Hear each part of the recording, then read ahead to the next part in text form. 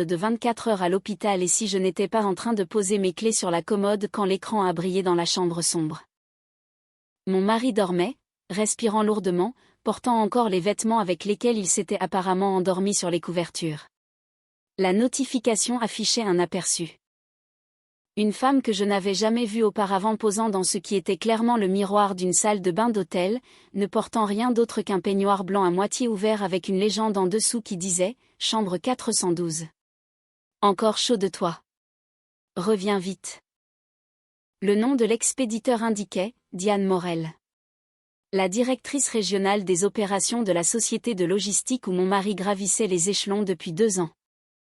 Je me tenais dans le noir en tenant mes clés de voiture, mon badge d'hôpital toujours accroché à ma blouse, et j'ai senti quelque chose s'installer en moi que je ne peux décrire que comme un calme chirurgical.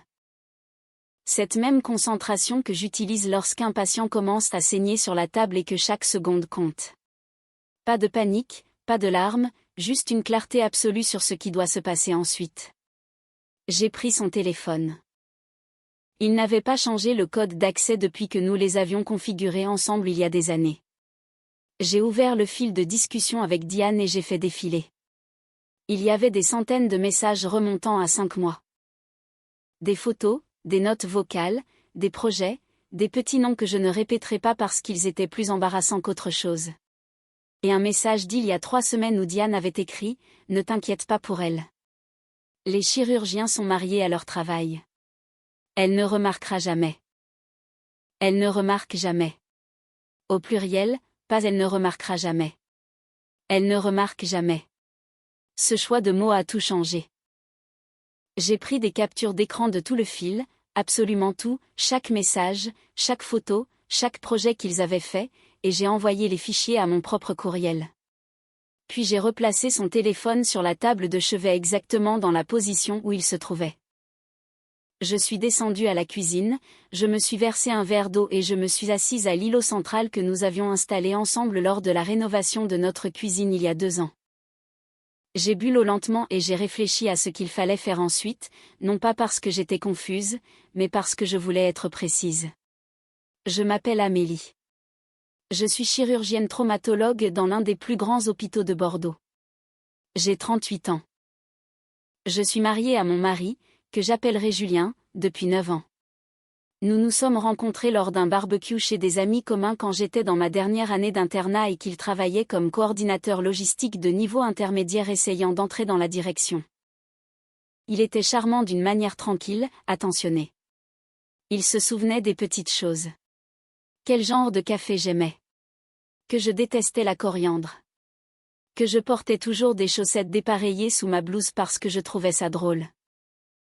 Nous nous sommes mariés 18 mois après ce barbecue lors d'une petite cérémonie dans un vignoble près de Saint-Émilion. 40 invités. Ma mère a pleuré. Sa mère m'a dit que j'étais la meilleure chose qui soit jamais arrivée à son fils. Je l'ai cru. J'ai cru tout cela. Mais le truc quand on est chirurgien, c'est qu'on est formé pour remarquer ce que la plupart des gens ratent. Une légère décoloration qui signifie une hémorragie interne. Un rythme cardiaque qui saute d'une manière que personne d'autre ne saisit. Un patient qui dit qu'il va bien mais dont les yeux racontent une histoire différente. Je remarquais des choses chez Julien depuis des mois.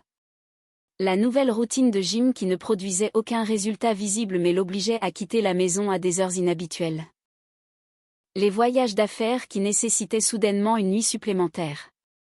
La façon dont il a commencé à garder son téléphone face contre terre sur chaque surface, chose qu'il n'avait jamais faite auparavant. Le parfum. C'est ce qui m'a frappé en premier. Un nouveau parfum qui sentait cher et inconnu. Un parfum que je ne lui avais jamais acheté et qu'il n'avait jamais mentionné avoir acheté. Quand j'ai posé des questions à ce sujet, il a dit qu'un collègue le lui avait recommandé. Il n'a pas précisé quel collègue. Il n'a rien dit d'autre et ses yeux se sont déplacés vers la gauche quand il a répondu, ce qui, d'après mon expérience, signifie que quelqu'un construit une histoire plutôt que de s'en souvenir d'une. Je ne l'avais pas confronté à tout cela. Non pas parce que j'avais peur ou que j'étais dans le déni, mais parce que j'avais besoin de données. En chirurgie, on n'ouvre jamais quelqu'un sur la base d'une intuition. On fait des tests, on obtient de l'imagerie, on confirme le diagnostic avant de prendre le scalpel. Ainsi, 3 mois avant que cette photo n'apparaisse sur son téléphone à 3h47 du matin, j'avais commencé ma propre enquête, pas avec un détective privé, mais quelque chose de plus ciblé. J'ai engagé une experte comptable spécialisée en recherche de fonds nommée Madame Lefebvre, une ancienne enquêtrice judiciaire qui travaillait maintenant de manière indépendante, spécialisée dans l'inconduite financière et la traçabilité des actifs. J'ai choisi Madame Lefebvre parce que j'avais remarqué des irrégularités dans nos comptes joints. De petits retraits qui ne correspondaient à aucun achat que je pouvais identifier. Des frais de carte de crédit dans des restaurants et des hôtels dans des villes où Julien prétendait assister à des conférences. Des frais qui ne s'alignaient pas avec les rapports de dépenses de l'entreprise qu'il laissait parfois ouverts sur son ordinateur portable. Madame Lefebvre a confirmé en 2 semaines que Julien avait ouvert un compte bancaire séparé 7 mois plus tôt et qu'il transférait discrètement de l'argent de notre épargne commune. Pas de grosses sommes, quelques centaines ici, 1000 là. Mais sur 7 mois, cela totalisait un peu plus de 13 000 €. Tout a été dépensé en dîner, hôtel, cadeaux et un voyage de week-end à Biarritz dont il m'avait dit qu'il s'agissait d'un séminaire de cohésion d'équipe obligatoire. Mais Madame Lefebvre a trouvé autre chose, quelque chose qui a rendu la liaison elle-même presque secondaire. Diane Morel avait un mode opératoire. L'analyse financière des dépenses de Julien a conduit Madame Lefebvre à recouper les antécédents professionnels de Diane, et ce qu'elle a trouvé était troublant. Diane était passée par 4 entreprises en 12 ans, partant à chaque fois dans des circonstances décrites vaguement comme une restructuration organisationnelle ou une séparation d'un commun accord. Dans 2 de ces entreprises, des plaintes auprès des ressources humaines avaient été déposées par des épouses d'employés masculins travaillant sous la supervision directe de Diane. Les plaintes décrivaient des schémas identiques. Une cadre supérieure ciblant des hommes mariés à des postes où elle contrôlait leurs évaluations de performance, leur promotion et leur structure de bonus. Les relations suivaient le même arc à chaque fois. Un mentorat professionnel qui devenait une attention personnelle, des soirées tardives et des voyages d'affaires qui devenaient intimes, et quand les liaisons étaient découvertes, les carrières des hommes s'effondraient tandis que Diane passait simplement à autre chose avec des références propres et un meilleur titre dans une nouvelle entreprise.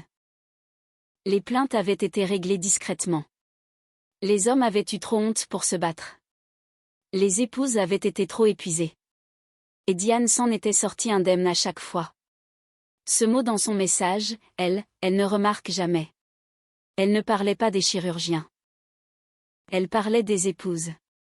Alors quand je me suis assise à mon îlot de cuisine à 4 heures du matin avec un verre d'eau et l'équivalent de 13 000 € de preuves sur mon téléphone, je ne réagissais pas. Je me préparais. Je me préparais depuis des mois. Ce que Diane ne savait pas, ce que Julien ne savait certainement pas, c'était que j'avais déjà monté un dossier qui allait démanteler tout ce qu'elle avait passé 12 ans à protéger. Je n'ai pas dormi cette nuit-là. À 6h30, Julien est descendu en jogging et t-shirt, l'air reposé et pas du tout perturbé. Il m'a embrassé le front et a demandé comment s'était passée ma garde. Longue, ai-je dit. Il s'est versé un café. Je l'ai regardé bouger dans notre cuisine comme un homme sans secret. J'ai pensé à combien d'autres femmes avaient regardé leur mari faire exactement cela, feignant la normalité tout en cachant la destruction. Combien d'autres cuisines avaient été le théâtre de la même scène. J'ai attendu 4 jours. Durant ces 4 jours, j'ai tout finalisé avec Madame Lefebvre. J'ai contacté une avocate spécialisée en divorce nommée Maître Sylvie Marchand, qui était fortement recommandée pour les affaires financières complexes. J'ai rassemblé tous les documents dont je pourrais avoir besoin et j'ai contacté une femme nommée Patricia Simon dont le mari avait travaillé sous la supervision de Diane dans sa précédente entreprise 3 ans plus tôt. Madame Lefebvre avait trouvé Patricia grâce au dossier de règlement. Patricia avait signé un accord de confidentialité dans le cadre d'un accord de départ après que son mari ait été discrètement licencié suite à la découverte de sa liaison avec Diane. Mais Patricia m'a dit qu'elle avait toujours regretté son silence, qu'elle avait pris l'argent parce qu'elle avait peur et qu'elle était épuisée et qu'elle voulait juste que ce soit fini. Je savais qu'elle recommencerait, a dit Patricia au téléphone, sa voix serrée par quelque chose entre la colère et le soulagement. Je l'ai su au moment où j'ai signé ces papiers. Je payais pour mon propre silence pendant qu'elle partait libre de trouver le prochain, et il y en avait toujours un prochain.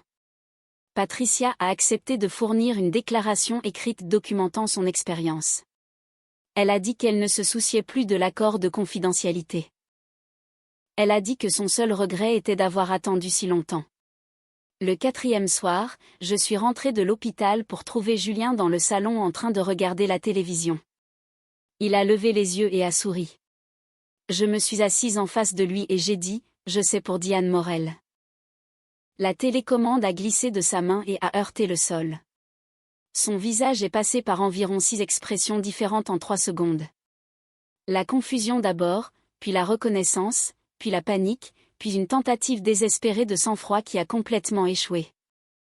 Sa bouche s'est ouverte, fermée, ouverte à nouveau. « Amélie, je peux expliquer. »« Tu ne peux pas, ai-je dit. Mais ce n'est pas vraiment pour ça que j'en parle. Ton explication ne m'intéresse pas car j'en sais déjà plus que toi sur ce qui se passe. » Il m'a regardé. « Qu'est-ce que ça veut dire ? » Cela signifie que j'ai passé les 3 derniers mois à enquêter. Pas seulement sur ta liaison, mais sur tout le parcours professionnel de Diane, les autres mariages qu'elle a détruits, les autres hommes qu'elle a ciblés, les irrégularités financières que tu as créées pour financer ta relation avec elle en utilisant l'argent de nos comptes joints. Le visage de Julien était devenu blanc. Pas le blanc de l'embarras ou de la culpabilité, le blanc d'un homme qui vient de réaliser que le sol sous lui n'est pas solide. D'autres mariages, a-t-il dit faiblement. Quels autres mariages ? J'ai sorti un dossier physique, parce que je voulais qu'il voie le poids de ce que j'avais collecté. Le rapport financier de Madame Lefebvre. La déclaration de Patricia. Les dossiers d'emploi montrant le schéma de Diane passant d'une entreprise à l'autre. La correspondance d'une deuxième femme, Karine, dont le mari avait été ciblé dans l'entreprise avant celle du mari de Patricia. Je l'ai étalée sur la table basse entre nous comme une imagerie chirurgicale. Chaque document révélant une couche différente de dommages. Tu n'étais pas spécial, Julien. J'ai besoin que tu comprennes cela avant que nous n'allions plus loin, tu étais un homme marié à un poste où elle contrôlait ton avancement professionnel. Elle a identifié que tu étais ambitieux et peu sûr de ta trajectoire. Elle a fourni exactement la validation que tu cherchais. Des éloges professionnels qui sont devenus une attention personnelle qui est devenue une implication physique. C'est le même scénario qu'elle suit depuis plus d'une décennie. Il a ramassé la déclaration de Patricia et a lu la première page. Puis il l'a posée et a mis sa tête dans ses mains.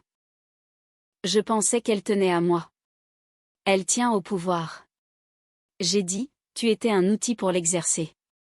La liaison n'a jamais été le but. Le contrôle était le but. S'assurer que tu dépendes d'elle professionnellement et personnellement si profondément que tu ne contesterais jamais son autorité ou ne signalerais jamais son comportement. Nous nous sommes assis en silence pendant un long moment après cela, Julien a pleuré. Pas moi. J'avais déjà traité mon chagrin pendant ces 4 jours de préparation minutieuse, seul dans ma voiture dans le parking de l'hôpital entre 2 gardes, m'autorisant exactement 15 minutes de larmes avant de me reprendre et de retourner au travail. Les chirurgiens apprennent tôt que l'on peut tout ressentir plus tard. Sur le moment, il faut être stable. J'ai besoin que tu déménages d'ici la fin de la semaine, ai-je dit finalement. J'ai déjà demandé le divorce. Maître Sylvie Marchand s'occupe de mon dossier. Ses coordonnées sont dans ce dossier. Amélie, s'il te plaît. 9 ans. Est-ce qu'on ne peut pas au moins essayer une thérapie ? Tu as transféré 13 000 € de notre argent pour financer ta liaison. Tu m'as menti pendant 5 mois. Et quand je faisais des gardes de 24 heures à sauver la vie des gens, tu étais dans des chambres d'hôtel avec une femme qui a fait carrière dans la destruction des familles. Il n'y a rien à soigner. Il est parti le lendemain matin, a emballé 2 valises et a conduit jusqu'à un appartement de fonction que son entreprise entretenait pour les employés en mutation. Je me tenais à la fenêtre et je l'ai regardé charger la voiture. Il a regardé la maison 2 fois. Je n'ai pas fait de signe de la main. 3 jours après le départ de Julien, j'ai reçu un appel d'un numéro que je ne reconnaissais pas. La voix à l'autre bout était contrôlée et professionnelle avec un ton d'autorité que j'ai reconnu immédiatement, même si nous n'avions jamais parlé directement. C'est Diane Morel. Je crois comprendre que vous avez enquêté sur moi. Peu importe ce que vous pensez avoir trouvé, je veux que vous sachiez que cela ne tiendra pas. J'ai une excellente représentation juridique. J'ai 12 ans de dossier professionnel impeccable. Et j'ai le soutien total de la direction de mon entreprise qui apprécie mes contributions bien plus que les plaintes non étayées d'ex-épouses amères. 2 de ces ex-épouses amères sont prêtes à témoigner. J'ai dit que leurs déclarations sont déjà documentées et conservées dans plusieurs endroits sûrs. Votre historique financier montre un schéma de départ des entreprises immédiatement après des plaintes aux ressources humaines. Et j'ai 5 mois de messages entre vous et mon mari, y compris des photographies qui démontrent une relation entre une cadre supérieure et un employé subordonné qu'elle supervisait directement. La politique de harcèlement de votre entreprise interdit spécifiquement exactement ce genre de conduite. Silence à l'autre bout. Alors qu'est-ce que vous voulez? Je veux que vous démissionniez. Avec effet immédiat. Je veux que vous compreniez que si vous tentez de rejoindre une autre entreprise et de répéter ce schéma, je m'assurerai que chaque détail de votre histoire vous suive. Je ne suis pas la femme d'un coordinateur logistique qui peut être intimidé par des menaces juridiques. Je suis une chirurgienne avec les ressources financières pour égaler vos avocats et le réseau professionnel pour m'assurer que cette information parvienne à chaque comité de recrutement et conférence de l'industrie dans votre secteur. Encore du silence. Puis elle a dit quelque chose à quoi je ne m'attendais pas. Vous pensez que vous êtes différente des autres. Vous pensez que vous êtes plus forte, mais vous ne l'êtes pas. Vous n'êtes qu'une autre femme dont le mari s'est égaré parce qu'elle n'était pas suffisante. Tous vos diplômes et votre carrière et votre enquête vertueuse, rien de tout cela ne change le fait qu'il m'a choisi. Il ne vous a pas choisi, ai-je dit, et ma voix était stable parce que j'avais pratiqué cette stabilité pendant des années dans des salles d'opération où des vies en dépendaient. Vous l'avez sélectionné de la même manière que vous avez sélectionné tous les autres hommes mariés avant lui. Et la raison pour laquelle je suis différente des autres n'est pas parce que je suis plus forte. C'est parce que je ne vais pas vous laisser faire ça à quelqu'un d'autre. Elle a raccroché sans un mot de plus. 2 semaines plus tard, Madame Lefebvre m'a appelé pour me dire que Diane avait remis sa démission en invoquant des raisons personnelles. L'entreprise l'avait acceptée sans commentaire public, bien que les contacts de Madame Lefebvre au sein de l'organisation aient déclaré qu'un examen interne important était en cours concernant les politiques de supervision et les procédures de plainte. Mais la partie de cette histoire que je n'attendais pas, la partie qui me reste encore à l'esprit, s'est produite un dimanche après-midi environ 1 mois après le départ de Julien. Ma sœur aînée, Claire, est descendue de Lyon pour passer le week-end avec moi. Je lui avais tout raconté, la liaison, l'enquête, la demande de divorce. Elle m'avait écouté calmement et m'avait soutenu, et je m'attendais à ce que ce soutien continue. Au lieu de cela, lors d'un déjeuner dans un restaurant près de chez moi, Claire a dit « Es-tu sûre de ne pas être trop dure ?» Julien a fait une erreur, une terrible erreur. Mais vous avez construit quelque chose de réel tous les deux. 9 ans, c'est long pour tout laisser tomber. J'ai posé ma fourchette. Claire, tu avais quitté ton mari après qu'il t'ait trompé. Tu m'avais dit que c'était la décision la plus difficile mais la plus nécessaire que tu aies jamais prise. C'était différent. Marc a triché avec une voisine, une femme au hasard. Julien a été manipulé par quelqu'un en position de pouvoir sur lui. Est-ce que cela ne change pas l'équation?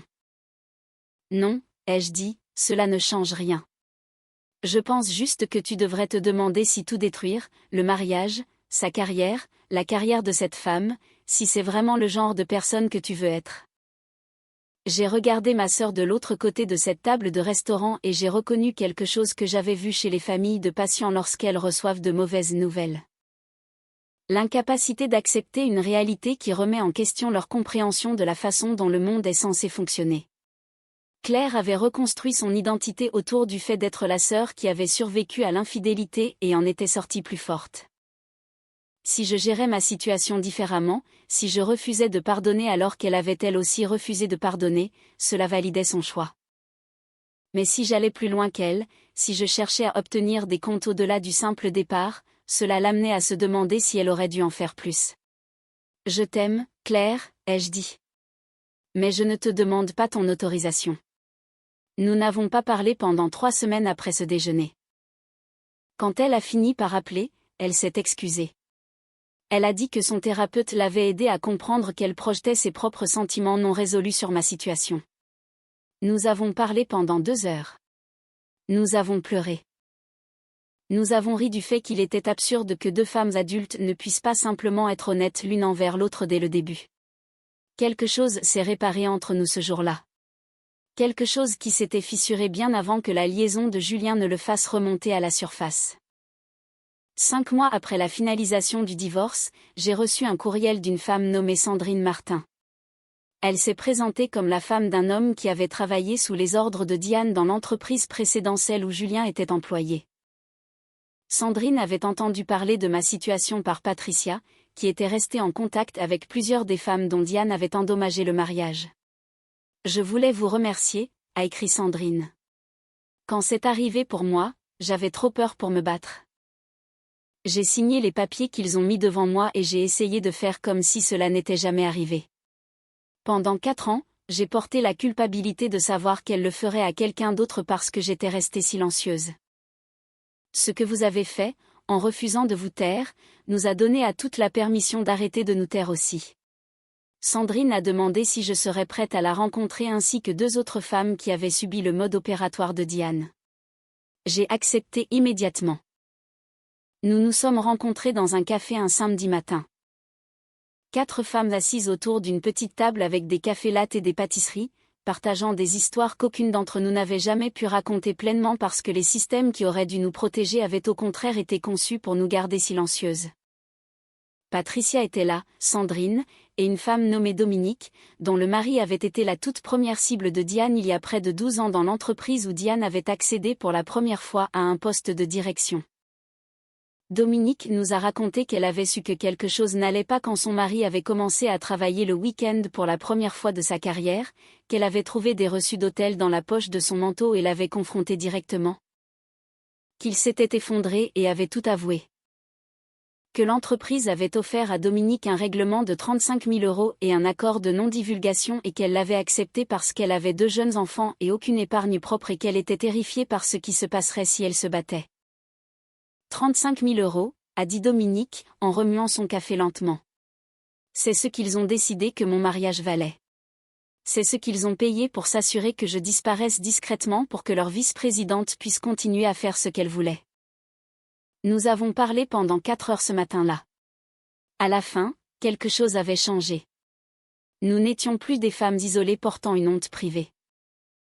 Nous étions les témoins d'un schéma qui s'était poursuivi pendant plus d'1 décennie parce que les institutions choisissaient la réputation plutôt que la responsabilité et parce que chacune de nous séparément avait été amenée à sentir que sa douleur était un problème individuel plutôt qu'un échec systémique. Je suis rentrée chez moi cet après-midi-là et j'ai appelé une journaliste nommée Rachel Torres qui couvrait les questions de responsabilité au travail pour une grande publication. Je lui ai dit que j'avais une histoire, pas sur mon mariage, mais sur un schéma d'échec institutionnel qui avait protégé un prédateur en série pendant 12 ans tout en faisant taire les femmes qu'elle avait blessées. Rachel a écouté. Puis elle a demandé si les autres femmes seraient prêtes à témoigner officiellement. J'ai dit que je leur demanderais. Toutes les 4 ont dit oui. L'article a été publié 6 semaines plus tard. Il était complet et dévastateur. Rachel avait documenté la chronologie complète. 12 ans, 4 entreprises, au moins 6 cas confirmés suivant un schéma identique. Elle avait obtenu des commentaires de 2 des entreprises concernées, qui ont toutes 2 publié des déclarations soigneusement formulées sur le fait de prendre au sérieux l'inconduite au travail et de revoir leur politique. Elle avait interviewé un expert en droit du travail qui expliquait comment les accords de confidentialité et les règlements confidentiels créaient des environnements où les comportements prédateurs pouvaient persister sans contrôle. Mon téléphone a sonné constamment pendant des jours. Des collègues, des amis. Julien, qui a appelé 11 fois avant que je ne bloque son numéro. Sa seule préoccupation était l'image que cela donnait de lui professionnellement. Il n'a jamais mentionné une seule fois les autres hommes dont les carrières et les mariages avaient été détruits. Il n'a jamais reconnu une seule fois qu'il avait fait partie d'un schéma plus vaste que ses propres choix. Une année a passé depuis que cette photo est apparue sur le téléphone de mon mari à 3h47 du matin. Je vis seule maintenant dans une maison de ville plus proche de l'hôpital. L'espace est petit et exactement comme il faut. J'ai choisi chaque meuble moi-même. J'ai accroché mes propres tableaux au mur. Je garde mon emploi du temps comme je le souhaite, ce qui signifie que parfois je travaille 18 heures par jour et que je rentre dans le silence. Et ce silence ressemble à de la paix plutôt qu'à de la solitude. J'opère toujours. Je sauve toujours des vies. Je porte toujours des chaussettes dépareillées sous ma blouse parce que ça me fait toujours rire. Et l'humour n'est pas quelque chose que je suis prête à laisser quelqu'un me prendre. Claire et moi sommes plus proches maintenant que nous ne l'avons été depuis des années. Elle est descendue le mois dernier et nous avons passé tout le week-end à cuisiner ensemble. Quelque chose que nous faisions avec notre mère avant qu'elle ne décède. Nous n'avons pas parlé de Julien ou de Diane ou de quoi que ce soit de tout cela. Nous avons juste cuisiné et ri et existé en compagnie l'une de l'autre comme des sœurs qui ont enfin cessé de prétendre que tout va bien et ont commencé à aller vraiment bien. Patricia m'envoie un texto toutes les quelques semaines, généralement juste une citation qu'elle a trouvée ou une photo de son jardin. De petits gestes de connexion de la part de quelqu'un qui comprend ce que signifie porter un secret pendant des années et enfin le déposer. Sandrine a repris ses études, terminant un diplôme qu'elle avait abandonné lorsque son mariage s'était effondré. Les enfants de Dominique sont des adolescents maintenant, et elle m'a dit récemment qu'elle leur avait enfin dit la vérité sur la raison du divorce entre elle et leur père. Elle a dit qu'elle avait l'impression de poser quelque chose qu'elle tenait depuis 12 ans. Parfois, tard dans la nuit après une longue garde, je pense à cette notification de photos brillant dans le noir. À la femme dans le miroir de la salle de bain de l'hôtel et à la légende qui était conçue pour marquer son territoire, à ce mot elle lâchait négligemment dans un SMS par quelqu'un qui avait fait cela tant de fois que les victimes étaient devenues interchangeables. Elle pensait que cette photo était une preuve de son pouvoir, la preuve qu'elle pouvait prendre tout ce qu'elle voulait sans conséquence. Mais c'était le contraire. C'était la chose qui a finalement rendu un schéma visible. C'était la preuve qui a permis à 4 femmes de cesser de se taire et de commencer à être entendues. Je n'ai pas cherché à démanteler la carrière de qui que ce soit. J'ai cherché à protéger la prochaine femme qui se serait assise dans une chambre sombre à 4 heures du matin en fixant l'écran d'un téléphone en ayant l'impression que son monde s'était écroulé. Et si mon refus de rester silencieuse a permis que cette femme n'ait jamais à vivre ce que j'ai vécu, alors chaque moment difficile de l'année écoulée en valait la peine. Parce que voici ce que je sais maintenant et que je ne comprenais pas pleinement auparavant. Le silence n'est pas de la dignité. Le silence est une permission.